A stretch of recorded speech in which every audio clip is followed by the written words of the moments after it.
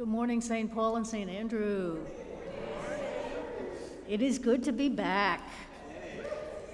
I love Judson Memorial Church, but I miss y'all. As many of you know, and as Kay just explained, I'll be spending the month of January on the U.S. southern border doing humanitarian aid work with No More Deaths. I had first been accepted into their Desert Aid volunteer program for May of 2020, but 2020. The application for this program requires a sponsoring organization. And both in 2020 and this year, SBSA has been my sponsor, and Lee has written a letter of reference for me. So I want to thank you, SBSA, as I'm about to set out on this journey and tell you just a little bit more about the what and the how and the why of this work. Every year, hundreds of people die while crossing the harsh desert terrain of the US-Mexican border. They die from heat exhaustion, dehydration, exposure, blunt force trauma, drowning. But the root cause of death is US border policy, which has pursued a strategy called prevention through deterrence for the last 3 decades that deliberately pushes migrants to cross in remote areas.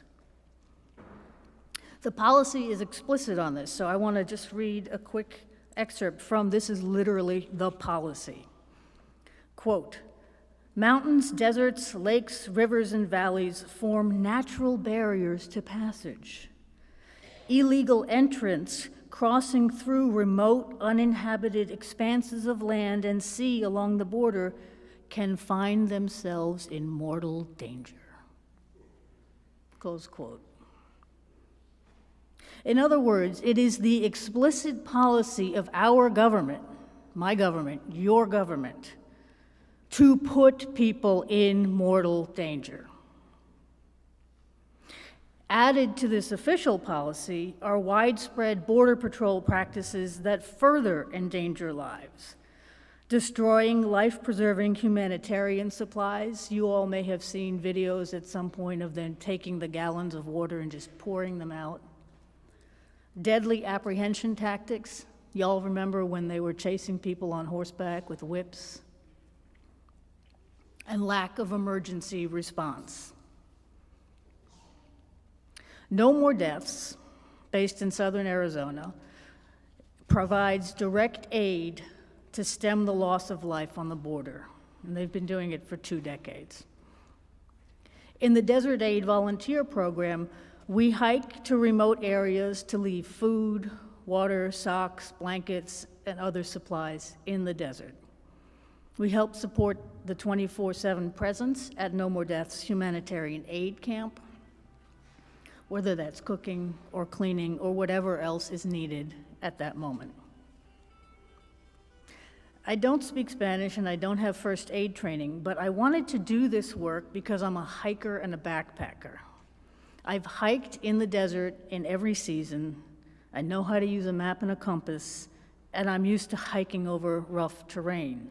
I have skills, in other words, that I wanted to put to good use.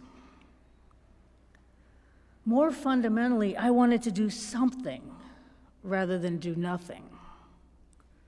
Our immigration policy from the federal government down to our city government is a horror of injustice, violence, cruelty.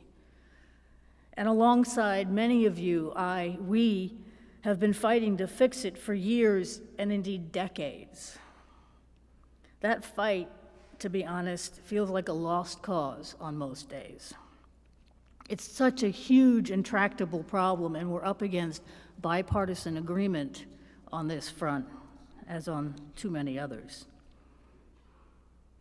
But hauling a few gallons of water a few miles into the desert so that a few people might make it out alive, that feels concrete and useful. As Grace Paley puts it, the only recognizable feature of hope is action. And at the most basic level, this work is simply a response to the gospel call to welcome the stranger and tend to the least of these siblings of Christ.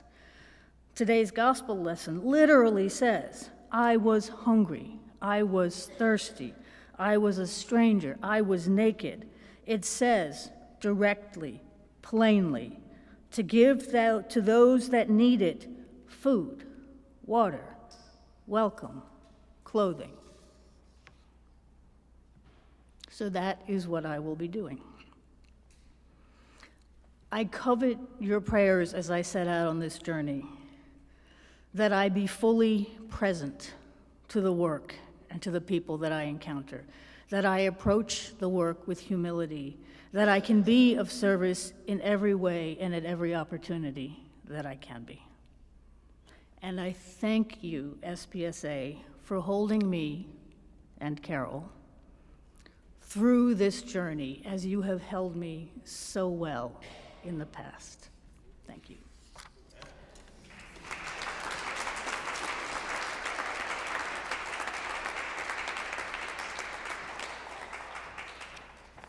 Wait, Benz, because we're St. Paul and St. Andrew, you don't get off that easy.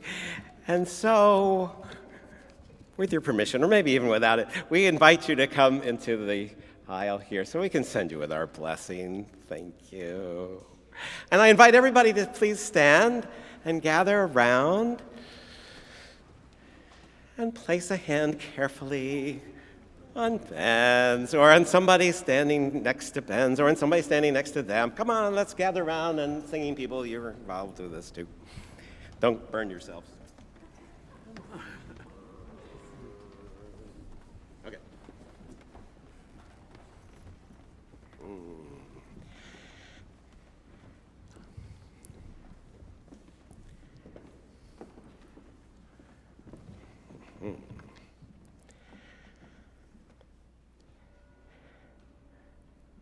Benz, may you feel this connected to us and to the work of God as you move through the next weeks to come.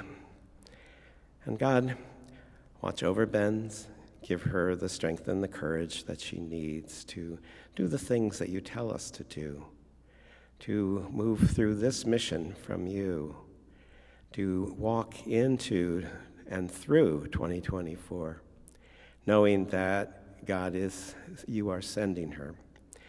And keep her and Carol in love and in life as she meets the challenges that will surely come, and help her to know always that your love through us is with her. Amen. Amen.